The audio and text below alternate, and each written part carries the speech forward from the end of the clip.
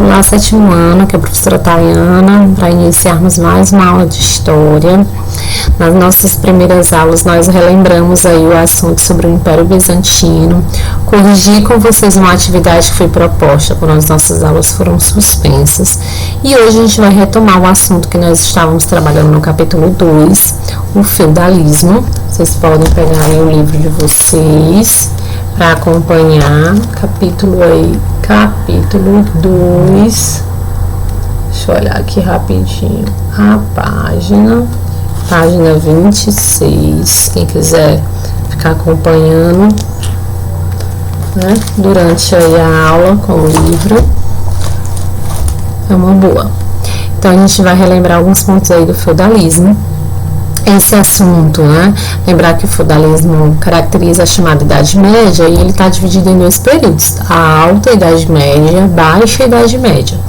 Nós trabalhamos bastante sobre a Alta Idade Média.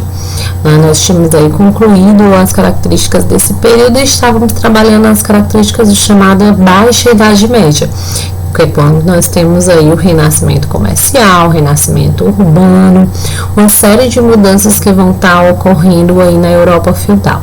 Mas hoje a gente vai relembrar as características, o que caracteriza aí o feudalismo durante o seu período aí que foi o seu auge na chamada Alta Idade Média. No primeiro slide que eu vou colocar aqui para vocês, eu trago o conceito, né? O que é o feudalismo? Nós vimos bastante em sala. Então, é um sistema político e econômico que caracterizou a chamada Idade Média. E esse sistema político e econômico, ele era baseado em quê? Na servidão dos camponeses, dos servos, né? Onde, coloquei para vocês no slide, onde os senhores feudais eram os proprietários de terra e tinham seus trabalhadores rurais chamados servos. Estes recebiam uma porção de terra em troca de serviço e, consequentemente, criavam a relação de dependência com o senhor feudal. Eu pontuei isso muito na sala de aula com vocês. Então, o sistema político e econômico que era baseado na dependência e na fidelidade guerreira e na exploração do servo, na exploração do camponês. Então, isso era o que caracterizava o feudalismo. E lembrar que tudo no feudalismo girava em torno aí do feudo, tá? Que era a unidade básica dentro dessa estrutura, dentro dessa sociedade. Mais à frente a gente vai relembrar um pouco sobre o feudo. Vamos para o próximo? Então, como a gente já tinha pontuado, esse sistema teve início na Idade Média, entre os séculos V e XV. Ele surge aí pós a queda do Império Romano, quando os bárbaros, né, os chamados povos bárbaros, eles acabam vindo aí das regiões vizinhas e se estabelecendo no território europeu, grande parte do território do antigo Império Romano. Então, quando os chamados povos bárbaros, na verdade os povos germanos, né, passaram a ocupar toda essa estrutura, a gente vai ter a formação de vários reinos, né? Dentre eles, o de maior destaque foi o reino dos francos, que deu origem ao chamado Império Carolíngio, sob o comando aí de Carlos Magno. Bem no início do nosso capítulo, tem falando aí um pouco sobre a dinastia Merovingia, a dinastia Carolíngia e como Carlos Magno vai ter um papel super importante para realmente fundar aí as bases do feudalismo. E lembrar, fiquei um pouquinho, deixa eu só mover aqui. Opa, para não ficar no meio de vocês lerem aqui, pronto. Então, outro ponto que eu botei para a gente relembrar, que o feudalismo, ele vai surgir dessa junção, tá, de culturas. De um lado, eu vou ter a cultura romana, com o chamado colonato, né? Vamos relembrar o que é o colonato. O colonato é quando o camponês, ele trabalha na terra, aí ele tem que entregar pelo uso dessa terra parte da sua produção. Então é isso é uma característica que vem ainda da cultura romana. Outro elemento veio da cultura germânica, que é os chamados comitatus, aquele bando de jovens guerreiros, né, que juravam fidelidade ao seu chefe militar. É algo bem característico da cultura germânica e que se juntou com a cultura romana, dando início aí ao feudalismo.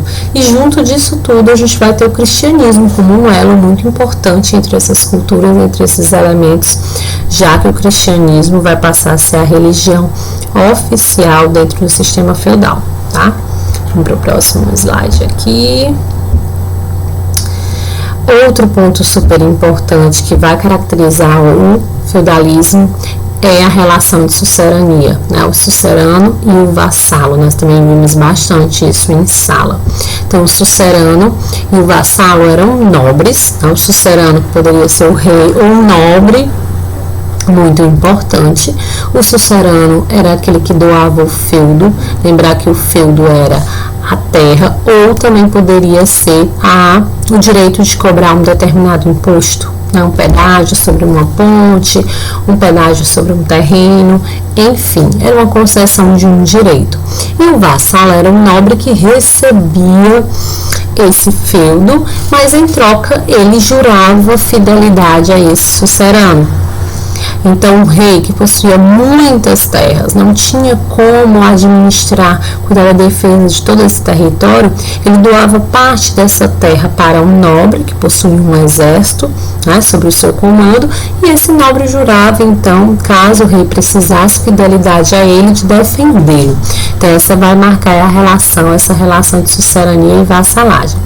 Aí eu coloquei para vocês, olha, como se dava, né, essa cerimônia que se tinha aí o contrato de vassalagem, né, através da homenagem, o juramento e a investidura, que era a entrega do feudo. Então, o feudo, benefício que o senhor doava a um nobre, e era muitas vezes uma área territorial. No livro de vocês fala um pouco aí sobre esse contrato, né, de vassalagem, sobre essa relação entre sucerano e vassalo. Lembrando que essa relação só se dava entre nobres, não esqueçam. Vamos para aqui, próximo. Pronto. Olha aí, a unidade básica, né, o mais importante aí dentro da estrutura do feudalismo será dentro do feudo, o castelo, né? O castelo vai ser o símbolo máximo desse feudo. Titaina, mas só tinha o castelo dentro do feudo? Não, nós vimos que não. Ele era a unidade básica dentro do feudo. O castelo era a morada do senhor feudal, desse nobre que era responsável por essa terra, né? Ao longo aí tinha dentro do castelo aí as suas muralhas que ajudavam na proteção. Ao redor do feudo a gente vai encontrar uma área enorme, as áreas que eram destinadas ao plantio. Nós vamos também encontrar chamadas terras comunais, que eram áreas comuns, né, florestas, pântanos. Dentro das áreas cultiváveis, a gente vai ter a região, os mansos, né, senhorial, manso servil. Vamos ter a capela, a vila dos camponeses. Então, era uma área muito extensa e tinha como elemento central, que é a imagem que eu trouxe para vocês, que era o castelo. Mas não só, o feudo não é caracterizado apenas pelo castelo, e sim por toda essa estrutura que o compõe, tá? Vamos aqui no próximo.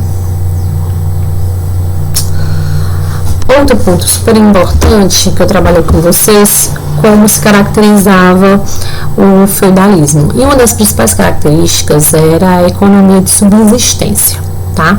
Então, o feudo, eu disse isso várias vezes em sala, o feudo ele era autossuficiente. Tudo o que o feudo precisava, ele produzia. Lembra que eu falei isso em sala? Desde o mais simples instrumento de trabalho até uma peça de roupa, um tecido, tudo era produzido dentro do feudo. Inclusive, se vocês lembrarem aquele vídeo que assistimos em sala, né? Vocês viram de tudo, desde o ferreiro produzindo espada, armamentos, para o treinamento militar, a produção de tecidos, o tingimento desses tecidos, enfim, todas as atividades eram produzidas dentro do próprio feudo. Então, essa economia era de subsistência. O que eles produziam era para o seu próprio consumo. Não se tinha essa ideia de produzir para vender, para comercializar, até porque o comércio era praticamente inexistente no feudalismo. O que existia ainda era o comércio de sal, tá? Outra coisa que nós pontuamos dentro da sociedade feudal. A sociedade feudal é algo bem simples. Ela era dividida em 3 grupos, né? Nós tínhamos o clero, eram os membros da igreja, a nobreza, que geralmente eram os cavaleiros medievais, né? E os servos, que eram aqueles que trabalhavam. E lembrar que esse último elemento, os servos, eles tinham uma série de obrigações a cumprir. Eu pontuei isso muito com vocês. Obrigação, eu sou obrigado a realizar, né? Eles tinham por obrigação. Alguma delas era entregar parte da sua colheita, trabalhar na manutenção dentro do feudo de pontes, preparo da terra. Eles também tinham que pagar pelos instrumentos que eles utilizavam, entregar parte da produção que eles produziam no território que era reservado a eles e entregar 10% do que eles produziam à igreja. Então, essas eram algumas das obrigações. Eles não tinham como optar em fazer isso ou não. Eles eram obrigados a realizar. Outro ponto importante que nós vimos, as áreas de cultivo, manso senhorial, era o território onde tudo que era produzido pertencia ao senhor feudal, manso senhorial. O manso servil era aquela parte que era destinada ao servo para ele produzir para sua sobrevivência, mas lembrar que ele também tinha que dividir parte do que ele produzia com o senhor feudal. E as terras comunais eram as terras de uso comum, geralmente formadas por florestas e pântanos, tá?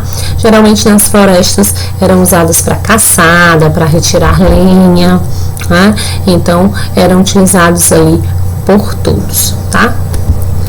Vamos para o próximo.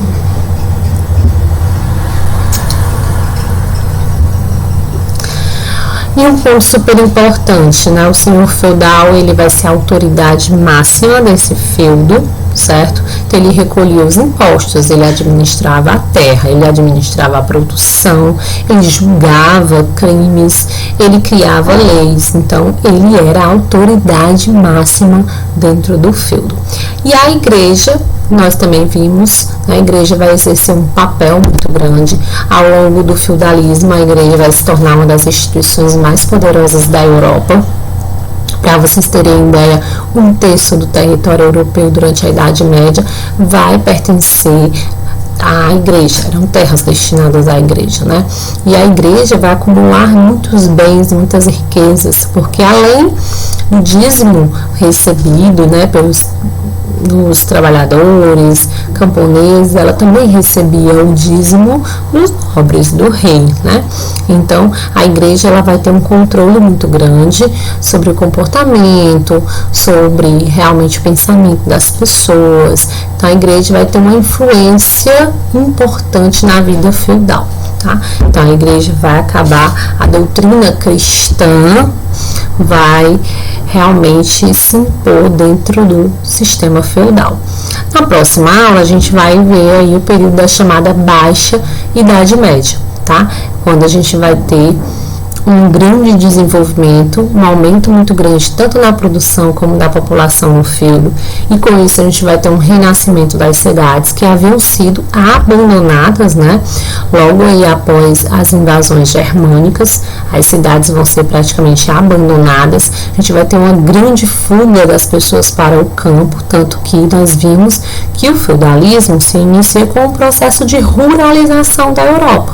As pessoas começam a abandonar as cidades e se encaminhar para o campo. Então, agora com a chamada Baixa Idade Média, a gente vai ter um revigoramento, um renascimento das cidades, tá? Então, vai ser o tema, o assunto aí da nossa próxima aula. E um recadinho importante, eu deixei aí no portal EDEB uma atividade curtinha, né, algumas questões sobre o feudalismo, sobre os pontos que a gente relembrou hoje em aula, tá? Então, terminou aqui, vão lá no portal e resolvam as questões que eu deixei para vocês. Um beijo e até a nossa próxima aula.